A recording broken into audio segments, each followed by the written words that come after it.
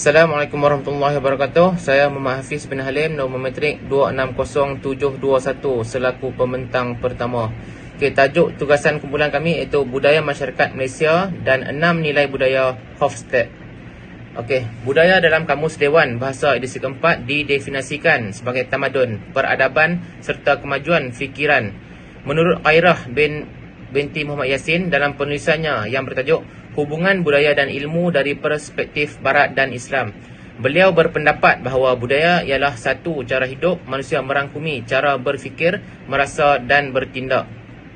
Menurut Gert Hofstede 1984, seorang penyelidik sosial terkenal dari Belanda telah menjalankan kajian mengenai pemikiran dan tindakan sosial yang membawa kepada pembentukan budaya dalam masyarakat di sesebuah negara. Sehubungan dengan itu, beliau telah mengkaji 53 buah negara di seluruh dunia dan membuat perbandingan bagi membolehkan beliau memahami dan mengenal pasti perbezaan budaya manusia dalam sesebuah masyarakat dengan melihat kepada 6 dimensi atau elemen berikut. Yang pertama iaitu jarak kuasa, yang kedua individualism, yang ketiga maskulinism, yang keempat pengelakan ketidakpastian, yang kelima orientasi jangka panjang dan yang keenam kepuasan. Selanjutnya akan dikupas oleh rakan-rakan saya. Hai, Assalamualaikum warahmatullahi wabarakatuh. Saya ucapkan ribuan terima kasih kepada rakan saya sebentar tadi. Saya Muhammad Sofi bin Zulkifli, nombor metrik 265319. Saya sekarang ni saya akan jelaskan tentang Malaysia dan 6 dimensi Hofstede. Dia mempunyai 4, iaitu jarak kuasa, individualisme, maskulinisme dan penggalakan ketidakpastian. Untuk yang pertama adalah jarak kuasa. Jarak kuasa ni adalah faktanya adalah semua individu dalam masyarakat adalah tidak sama. Iaitu semakin tinggi jarak kuasa, semakin tinggi jurang perbezaan hierarki antara individu lain, menyelah isu ketidaksamaan individu dalam organisasi. Ketiadaksamaan yang dimasukkan ialah dari aspek pengagihan kuasa autoriti. Dalam pembentangan ini saya akan menunjukkan rajah satu, iaitu jelas menunjukkan Malaysia adalah mencapai tahap tertinggi untuk jarak kuasa 100. Hal ini menjadikan Malaysia adalah sebagai satu negara yang mengamalkan pemusatan kuasa, pembahagian kuasa dan hierarki. Dalam institusi keluarga juga, misalnya bapa ni diangkat sebagai pemimpin dan beliau juga perlu menggalas tanggungjawab sebagai ketua keluarga seperti mencari nafkah serta menjaga kebajikan keluarga. Hal ini secara tidak langsung membentuk sebuah negara dan budaya yang mana lelaki menjadi penyumbang tenaga terbesar dalam sektor pekerjaan dan ekonomi.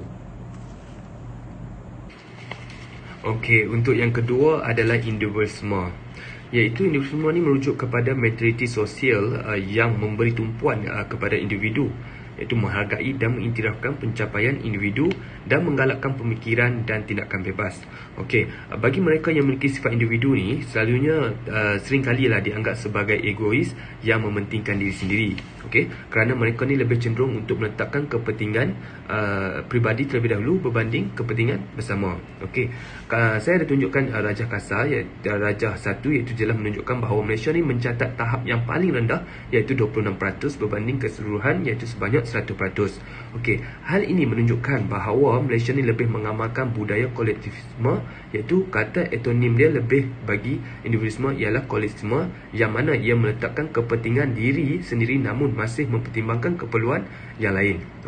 Hal ini kerana Malaysia ni pegangan agama adalah menjadi tunggak utama kepada pembentukan moral, yang mana dalam agama baik Islam, Kristian, Buddha dan Hindu seperti menghormati antara satu sama lain, perpaduan serta institusi kekeluargaan sering ditekankan dari sejak kecil.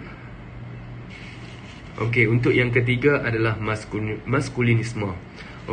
Penggunaan perkataan maskulini dan feminin oleh Hofstede adalah bertujuan untuk melihat sejauh mana ciri-ciri maskulin dan feminin dihargai dan ditunjukkan dalam sebuah negara. Kalau kita tengok dekat sesawang Hofstede, insight menjelaskan bahawa maskulini yang digambarkan oleh Hofstede tidak hanya merujuk kepada gender. Ia juga merangkumi sifat yang mana sifat maskulini lebih cenderung memiliki sifat persaingan yang tinggi.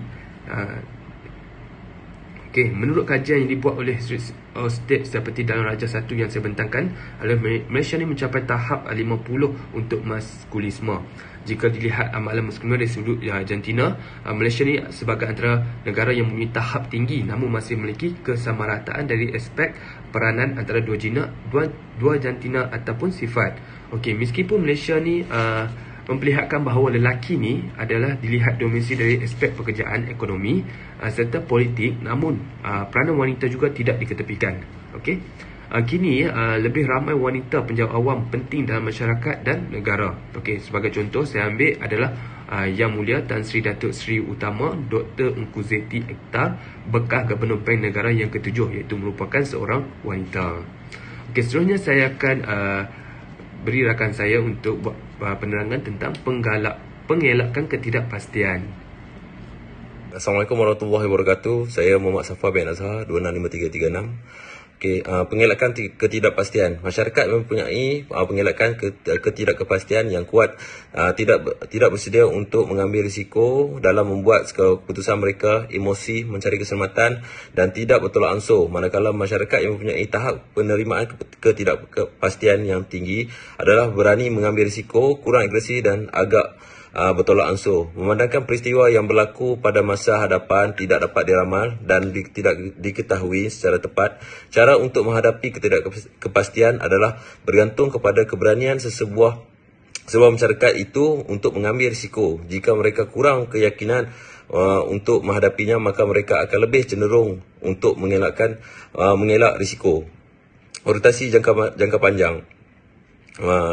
Dimensi ini merupakan bagaimana setiap masyarakat perlu mengekalkan beberapa kaitan dengan masa lalu mereka sendiri sambil menangani cabaran masa kini dan masa depan.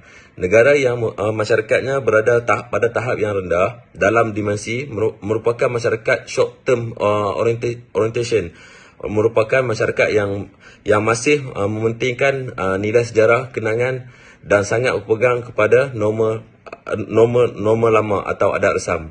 Manakala negara yang mendapat skor tinggi merupakan negara yang lebih bersifat futuristik, yang mana mereka inginkan perubahan drastik dan maksima dan bersedia berubah secara keseluruhan serta tidak meletakkan nilai adat sebagai perkara utama. Terima kasih.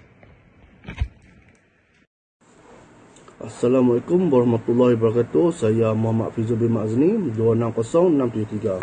Di sini saya akan kupaskan tentang kepuasan.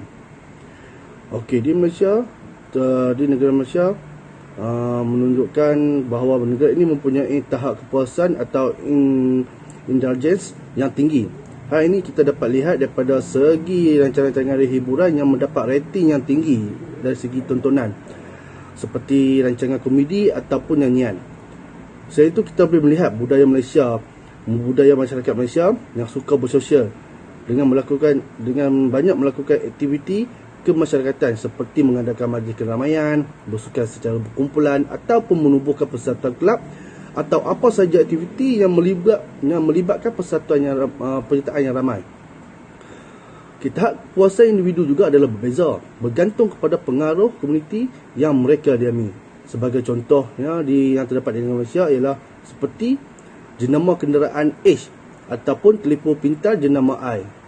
Ia dilihat sebagai lambang kemewahan atau kemegahan atau menjadi trend, sehingga hampir kesemua lapisan masyarakat, tak kira latar belakang apapun, berhasrat untuk memilikinya. Okey, di akhir kata, kesimpulannya, dalam budaya masyarakat Malaysia secara keseluruhannya, ia dapat disimpulkan bahawa budaya dibentuk melalui akal atau dizahirkan dengan perbuatan dan akhirnya menjadi amalan oleh sesebuah masyarakat. Pembentukan ini tidak dapat dibuat jika melalui seseorang manusia, tapi ia memerlukan perhubungan manusia yang lain lalu membentuk sebuah masyarakat. Di sini kita juga dapat memahami tentang masyarakat Malaysia yang mendalami hujah dengan melihat pelbagai perspektif dan seterusnya cuba memperbaiki sebarang kepincangan tersebut serta melakukan penambahbaikan dari segi elemen positif yang sedia ada. bagi membentuk negara bangsa yang lebih unggul. Saya kata sekian, terima kasih. Sekian, terima kasih. Okey, yang terakhir kesimpulan. Secara keseluruhannya dapat disimpulkan bahawa budaya dibentuk melalui akal lalu dizahirkan dengan perbuatan dan akhirnya menjadi amalan oleh sesebuah masyarakat. Okay, dimensi yang dijalankan oleh Hofstede telah menjadi rujukan ramai sarjana dan pelbagai negara dan penulisan beliau telah diterjemah sehingga 20 bangsa.